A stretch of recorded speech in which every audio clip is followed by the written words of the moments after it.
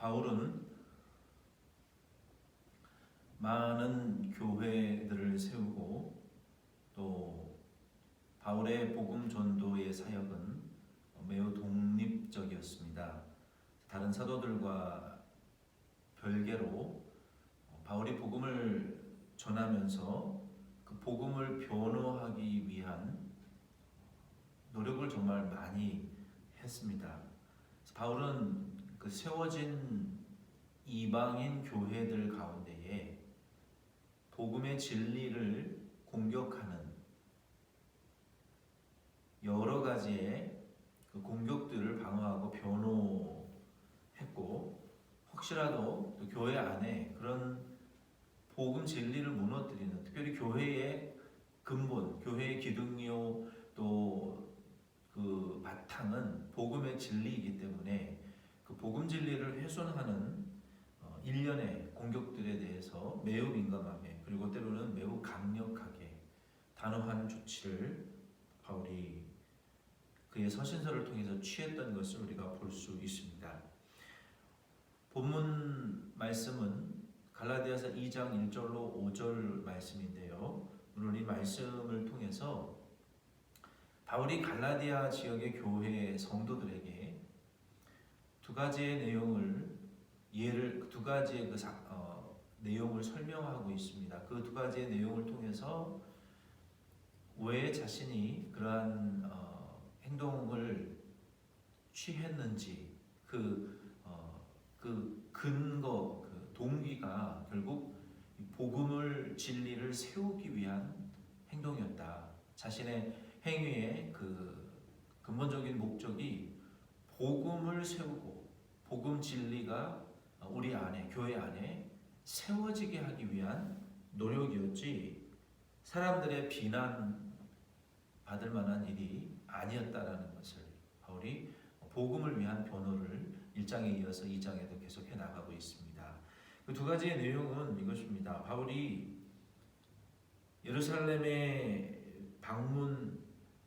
세 번째 방문한, 그리고 거기에 바나바와 디도를 같이 일행과 함께 예루살렘에 올라간 그 목적이 복음을 위한 목적이었다는 것을 변증하고 있고, 그리고 바울이 할례를 준 디도에게 할례를 주지 않은 그 이유도 복음의 진리를 무너뜨리지 않기 위해서 행한 것이다라고 그 할례에 대해서도 디도와 또 관련되어서 변증하고 있습니다. 그러니까 그 두 가지의 사건, 두 가지의 그 일을 통해서 바울이 어떻게 이 복음의 진리를 변증하는지 우리가 이 말씀을 통해서 함께 살펴보고, 바울이 그렇게까지 변증하고 복음을 변호하려고 했던 것은 그만큼 복음의 진리가 주는 축복이 컸기 때문에 그 복음 진리가 주는 축복을 지키기 위해서 이러한 변명들을 하고 있다는 것을 우리가 오늘 본문 말씀을 통해서 알기를 원합니다. 오늘 말씀의 제목은 갈라디아서 2장 1절로 5절 말씀이고, 이 말씀의 제목은 복음 진리의 축복입니다. 먼저 1절로 2절 말씀에 보면은요, 우리가 복음이 주는 축복의 그 샘플이요 또 우리가 통로가 되어야 된다는 것을 우리에게 말하고 있습니다. 바울이 자신과 바나바와 디모데 이 일행이 예루살렘에 방문한 목적은, 사람들은 바울을 여러 가지로 비난했어요. 특별히 유대인들, 이들이 바울의 신상에 대해서 참 많은 비난을 했습니다. 그런 비난이 있었겠죠. 바울도 별 수 없구나. 유명한 사도들을 쫓아서 유명한 그 권위와 권세를 쫓는 자이고, 또 그런 유력한 자들의 세력을 백그라운드로 얻기를 원한다라는 이런 비난을 많은 사람들이 했었습니다. 그래서 바울이 그 예루살렘에 들어가서 사도들을 만난 것은 복음을 확증하기 위한 여정이었고, 1차, 2차, 3차 세 번에 걸쳐서 방문한 예루살렘의 방문이 다 이 복음을 확증하기 위한 그러한 노력이었고 결국 그 방문조차도 자기 의지가 아니라 성령 하나님의 계시, 성령 하나님의 인도하심이 아니면 들어가지 않았다는 것입니다. 실제로 바울은 전도 여행의 전체의 과정들을 우리가 1차, 2차, 3차를 통해서 보아왔지만 성령 하나님의 인도하심을 쫓아 우리가 동서남북 어디로 가야 될 것인지를 바울은 항상 결정하고 순종하는 모습을 우리가 발견하게 됩니다. 바울이 예루살렘에 3번 방문한 것은 첫 번째는 이방인들의 그 문화가 성경적으로 어떻게 해석되어져야 될 것인지, 뭐 피채 고기를 먹는다든지, 목매달아 죽인 짐승을 잔인하게 잡아먹는다든지, 그리고 또 우상의 제물에 대해서, 간음에 대해서 이러한 성경적인 바른 이 해석을 결정하는 회의를 참석하기 위해서 예루살렘에 첫 번째 갔고, 두 번째는 이방인 교회를 위한 구제연금을 전달하기 위한 목적으로 갔고, 오늘 본문에 등장하는 세 번째 예루살렘은 1차 방문 이후에 14년이 지난 시점입니다. 그때 예루살렘에 간 이유는 사도들과 이 복음의 교제를 나누기 위해서 갔다는 것입니다. 이 복음의 교제라는 것은 마치 목사님들의 어떤 그 총회, 1년에 한 번 총회에 모여서 우리 총회에 소속된 목사님들끼리 또 함께 교제하고 또 여러 가지 중요 사항들을 결정하고 교회들을 세워나가는 일을 위해서 의논하고 또 정책을 정하고 예산을 집행하는 이런 모임들을 하고 또 교제를 나누는, 어쩌면 이런 목적으로 바울도 사도들을 만나기 위해서 예루살렘에 1차 방문 이후에 14년 만에 예루살렘에 갔는데, 이것은 뭐 권위와 세력을 얻기 위한 것이 아니라 결국 교회와 복음, 성도들의 믿음에 유익을 주기 위한 이 모임이었다는 것을 바울이 지금 변호하고 있습니다. 바울이 이와 같이 변호하는 이유는 복음의 비난을 돌리지 않기 위해서 변호하고 있는 것이고, 자신의 복음 전파의 사명이 크고 영광스러운 상급이 있다라는 것을 알았기 때문에 바울은 이처럼 복음에 조금이라도 손해가 가는 이 비난에 대해서 분명하게 변호하는 이러한 태도를 바울이 취할 수밖에 없었던 것입니다. 특별히 바울의 가장 많은 비난을 했던 그 대상은, 바울은 예수님을 3년간 따라다니고 배웠던 그 베드로나 야고보나 요한과 같은 사도의 정통성이 없는 자다라는 이런 비난을 너무 많이 했습니다. 그래서 바울은 그러한 사도의 직분에 대한 변호를 바울이 고린도서에도 보면은 상당히 많이 하고 있습니다. 그래서 바울은 그러한 사람의 권위와 세력을 얻기 위한 노력이 아니라 예수 그리스도께서 주신 그 계시와 성령 하나님의 인도하심을 따라 결국은 십자가와 부활의 복음을 세우기 위한 노력들을 지금 변호를 하고 있다라고 자기 스스로를 변호하고 있는 거예요. 그래서 그 복음에 조금이라도 누가 되고 복음의 손해가 되는 것들에 대해서는 바울이 민감하고 즉각적으로, 그리고 또 아주 엄격하게, 그리고 아주 진지한 태도로 이 변호를 강력하게 하고 있습니다. 바울이 이와 같이 복음에 대한 변호를 하는 이유는 그만큼 복음이 전파되는 사명이 크고 영광스럽고 중요하다라는 것을 바울이 알았기 때문에 그것을 위해서 열심히 다른지를 치고 있다라고 로마서 11장 13절이나 본문, 그리고 디모데전서 4장 8절에 고백하고 있는 것입니다. 그래서 바울은 유명해지거나 권위를 얻거나 뭐 많은 돈을 소유하거나 세상의 권위, 이러한 것들을 바라보고 그러한 것들에 대한 욕심을 갖지 않았어요. 바울이 욕심을 가졌다라면 고린도후서 9장 22절로 27절 말씀에 보면 하나님 나라의 상급과 그 의의 면류관에 대한 욕심과 열망과 그 하나님 나라의 것에 대한 천국의 상급에 대한 의의 면류관에 대한 예수님이 주신 사명을 완수하는 자에게 주시는 그 천국의 상급을 얻기 위해서 열심히 다름질 치는 그 욕심 하나밖에 없었습니다. 그래서 저와 여러분도 바울의 태도를 우리가 믿음을 배우기를 원하는 것은 바로 이 점입니다. 예수님께서 예수 믿는 자에게 주시는 이 복이라는 것은 나만 복 받고 우리가 이 세상에서만 복을 받는 복이 결코 아닙니다. 그러나 우리가 이 천국에 가서 받는 복을 제외하고서는 우리가 이 세상에 사는 동안 주시는 복이 있습니다. 그것을 포함하는 것이 하나님 나라의 복과 이 세상에서의 주시는 복이 다 같이 포함된 이 예수 믿는 자에게 주시는 복의 개념은 그런 개념입니다. 그런데 우리가 천국의 복 이거를 다 제외하고 이 땅에서 그리고 나만 받는 복만 말하게 되면 그것이 이제 문제가 좀 편파적으로 되는 것이죠.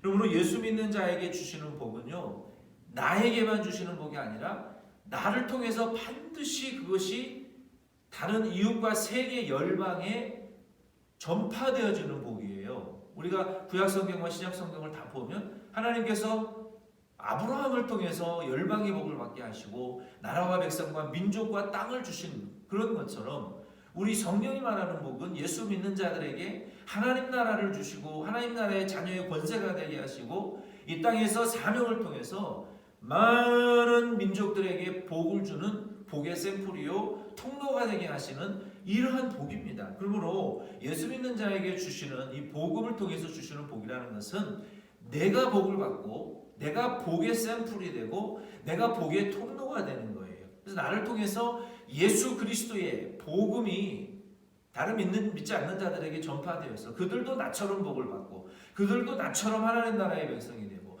그들도 나처럼 하나님의 자녀의 권세를 누리고 그들도 우리처럼 천국 가고 그리고 이 하나님 나라의 완성과 복음을 전파하는 이러한 복인 것입니다. 그래서 바울은 고린도후서 2장 15절과 3장 2절로 3절에 보면 너희들은 하나님의 나라의 예수 그리스도의 편지다. 예수 그리스도의 생명의 사망의 냄새가 아니라 생명의 냄새다. 향기다. 아로마다. The aroma of Jesus Christ.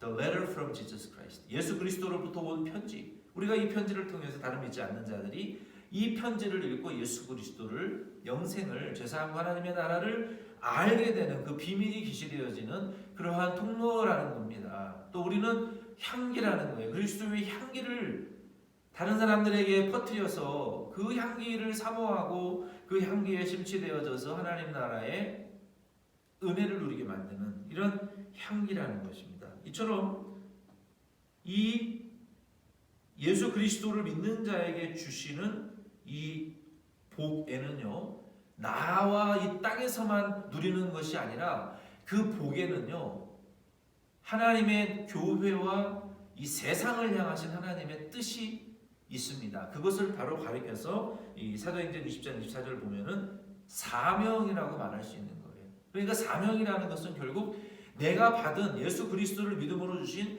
천국의 복과 이 땅에 복이 있는데 그 복은 결국 하나님의 나라인 교회와 다른 영혼들을 구원하기 위한 목적이 있는데 그것이 바로 사명이라는 것입니다. 그러므로 더 쉽게 생각하면 하나님 우리 예수 믿는 자에게 하나님이 축복하십니다. 하늘의 천국의 복과 이 땅의 복을 주시는데 그 복에는 하나님이 교회를 향하신 이 세상을 향하신 목적이 있다는 거예요. 그 목적이 바로 우리의 사명이라는 것입니다.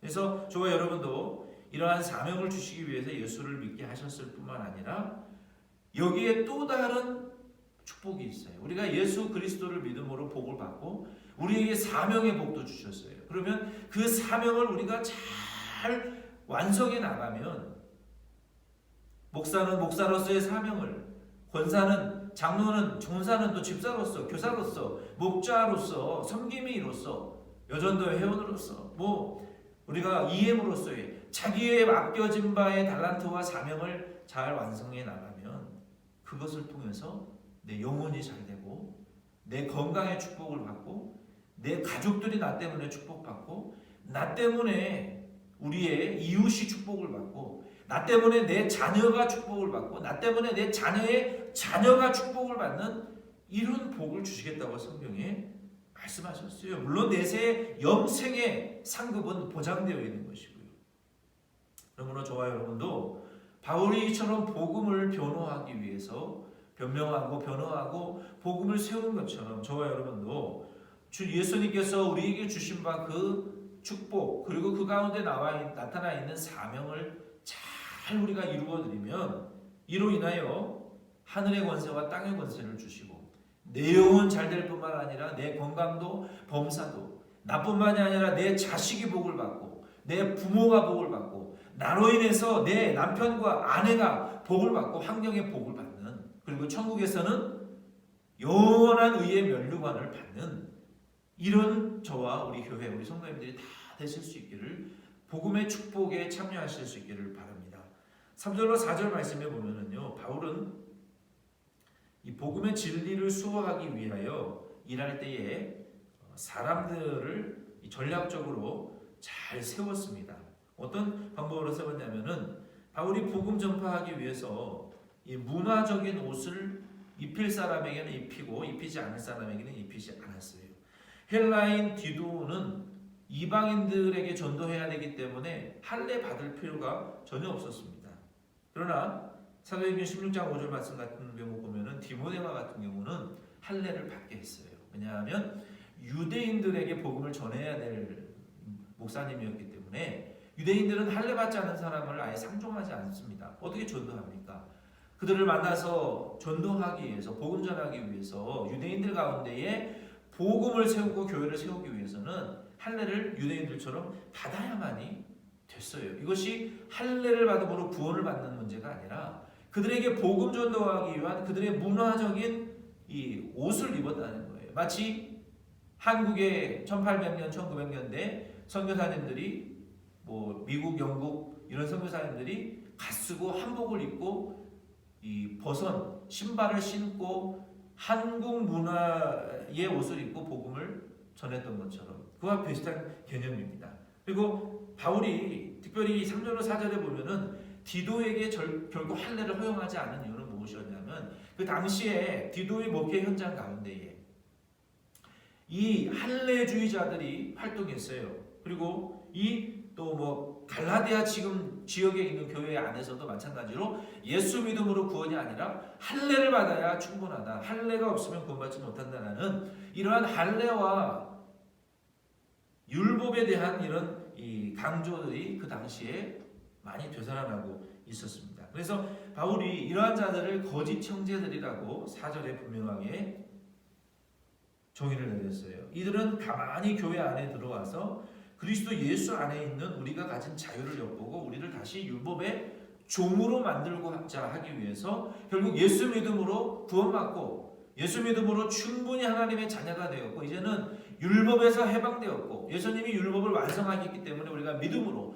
그 율법의 의를 완성하신 예수 그리스도의 의로 우리가 의롭다함을 받았고 율법의 정죄에서 아담의 정죄에서 십자가에 달려 죽으셨다가 부활하신 예수 그리스도의 구원의 완성으로 말미암아 아담의 의의 그 죄의 지옥 갈 죄의 정죄가 예수 그리스도께서 그 죄의 정죄를 다 파괴하시고 용서하셨고 더 이상 죄값을 갚아서 물을 수 없을 정도로 완성하셨으므로 우리가 그 예수 그리스도의 의와 행위 구원으로 믿음으로 말미암아 이제는 율법이 아니라 예수 믿음으로 하나님의 자녀가 되었어요. 더 이상 다시 율법 순종하는 노예로 돌아갈 이유와 아무런 근거가 없는데 이 거짓 형제들은 다시 가만히 들어와서 아니다. 예수는 하나님의 아들이 아니다. 예수는 선지자 중에 하나다. 예수는 부활하지 않았다. 예수 그리스도는 하나님의 아들이 아니다. 그러므로 다시 아브라함처럼 할례를 받아야 되고 율법을 지키며 다시 오실 메시아를 우리가 기다리고 그 메시아를 통해서 우리가 구원받을 수 있다. 이런 잘못된 복음을 전했기 때문에 그리고 우리가 이미 받은 자유 그리스도 예수 안에 있는 하나님의 자녀의 자유 천국의 자녀의 자유 제사함 받은 자유 영생 얻을 자유를 다 무너뜨리기 위해서 이들이 교회 안에 들어가 거짓 가르침을 했다는 것입니다. 그래서 바울이 할례를 디도에게 행하지 않은 이유, 근본적인 이유는 거기 있어요. 그들이 주장하는 할례로 구원받는 것이 아니기 때문에 더군다나 이방인 전도할 목사님에게 할례를 행한다라는 것은 그렇지 바울 너도 예수 믿음으로 구원이 아니라 할례가 필요하다고 할례를 줬기 때문에 할례를 받아야 구원받는다라는 이러한 잘못된 가르침에 조금의 유익도 주지 않기 위해서 할례를 행하지 않았다는 것입니다. 그러므로 바울은 이와 같이 복음에 조금이라도 손해를 끼치는 가르침과 행동들에 대하여 엄격하고 단호한 태도로 그것을 거부했다는 것입니다. 마지막 5절 말씀에 보면은 우리도 바울과 같이 잘못된 가르침에 단 한순간이라도 우리가 귀를 기울여서는 안 됩니다. 우리가 예수 그리스도를 믿음으로 말미암아 이제 구원받은 자들은 율법에서 해방되어 진리, 은혜의 성령, 은혜의 말씀의 법을 통해서 영의 자유를 얻었어요. 그러면 그리스도인들은 이제 그 복음이라는 바탕 위에서 복음 진리라는 우리의 만세반석이신 그 산돌 대신 예수 그리스도의 터전 위에 우리가 세워진 성전과 같습니다.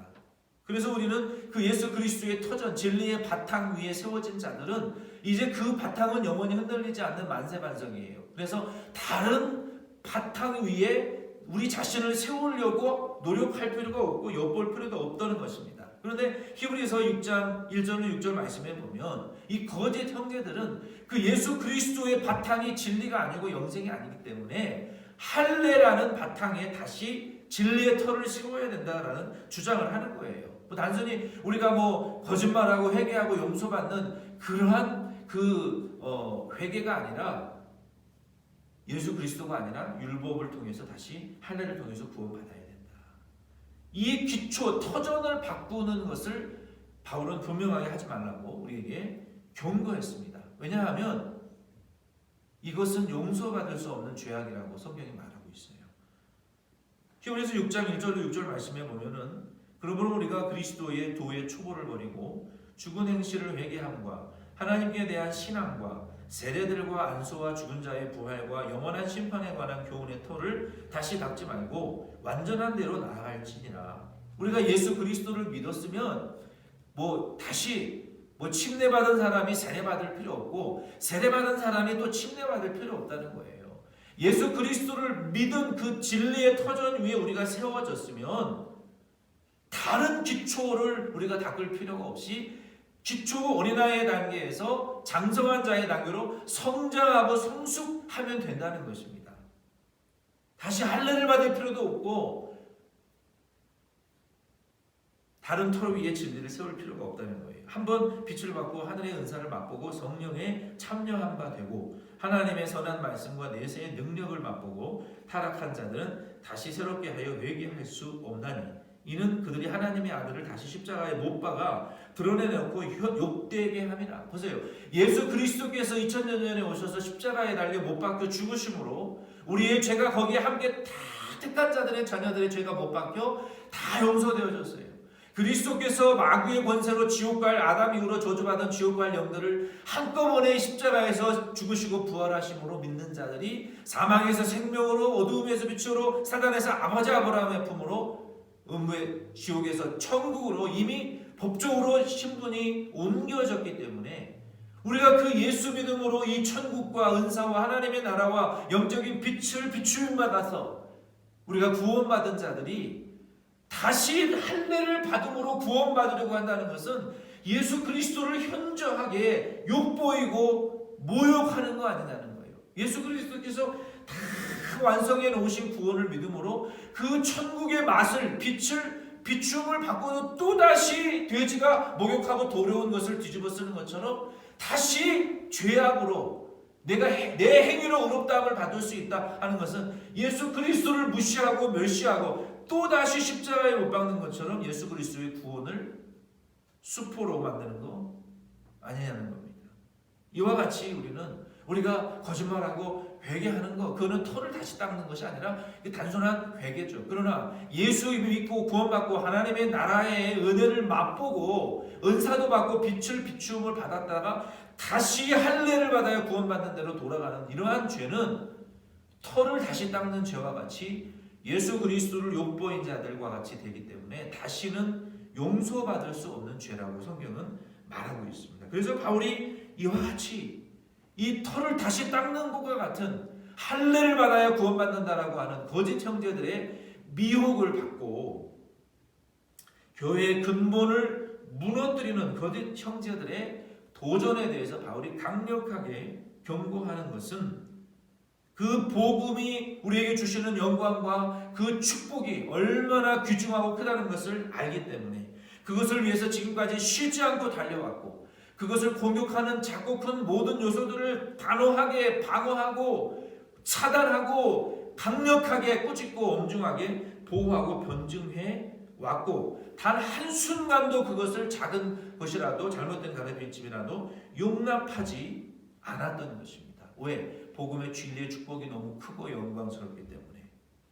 오늘 저와 여러분도 이 복음의 이러한 놀라운 축복이 얼마나 크고 영광스럽다는 것을 아시고 그것을 지키기 위해서 한순간이라도 마귀의 유혹을 용납하지 마시고 진리를 보호하시기를 바랍니다. 만약에 우리가 한순간이라도 마귀의 유혹을 받으면 그 한순간 마귀의 유혹을 용납하는 순간 우리의 영의 생명력이 죽어버리게 됩니다.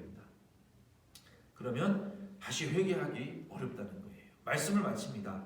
저와 여러분들은 천국의 복과 이 세상의 복을 예수 그리스도의 복음을 믿으심으로 다 받으시고 바울과 같이 교회를 세우고 복음을 변증하고 일시라도 마귀의 잘못된 유혹과 가르침을 용납하지 아니하심으로 이 복음 진리의 축복과 영광을 저와 우리 교회 안에서 잘 수호하시고 잘 지켜나가실 수 있기를 바랍니다. 그래서 근신하고 깨시고 또 이 복음의 진리가 주는 자유를 수호하셔서 그 축복의 샘플과 통로로 성장해 가시는 저와 여러분 다 될 수 있기를 예수님의 이름으로 부탁드립니다.